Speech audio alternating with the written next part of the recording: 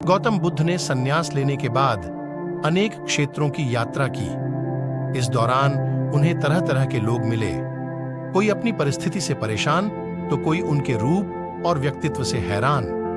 एक बार वह एक गांव पहुंचे।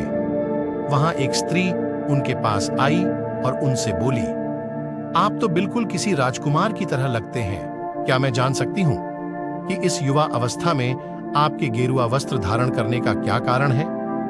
बुद्ध ने उस स्त्री को विनम्रता पूर्वक उत्तर दिया, मैंने 3 प्रश्नों का हल ढूंढने के लिए संन्यास लिया है।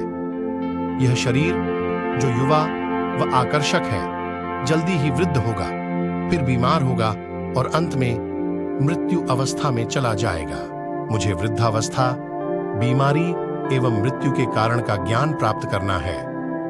इसलिए फूल सूंघकर और प्रसाद खाकर माता को भोग लगाते थे रामकृष्ण परमहंस।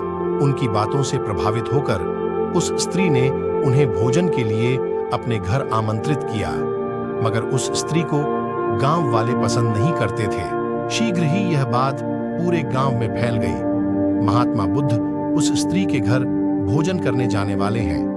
गांव के लोग उनके पास आए और आग्रह किया कि वह उस स्त्री के घर भोजन करने ना जाएं। कारण पूछने पर उन्होंने बताया कि वह स्त्री चरित्रहीन है।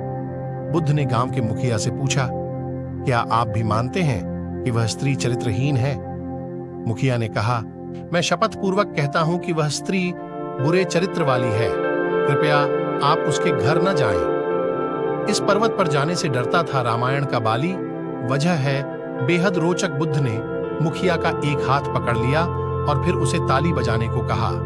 मुखिया ने कहा, मैं एक हाथ से ताली नहीं बजा सकता, मेरा दूसरा हाथ आपने पकड़ रखा है, ऐसे में एक हाथ से ताली कैसे बजाऊं? बुद्ध बोले, जैसे एक हाथ से आप ताली नहीं बजा सकते, वैसे ही वह स्त्री खुद चरित्रहीन नहीं हो सकती जब तक इस गांव के पुरुष भी चरित्रहीन ना हो। अगर गांव के सभी पुरुष अच्छे होते तो वह स्त्री कदापि ऐसी ना होती। उसके ऐसे चरित्र के लिए यहाँ के पुरुष भी जिम्मेदार हैं। ये सुनकर मुखिया और गांव वाले लज्जित हो गए।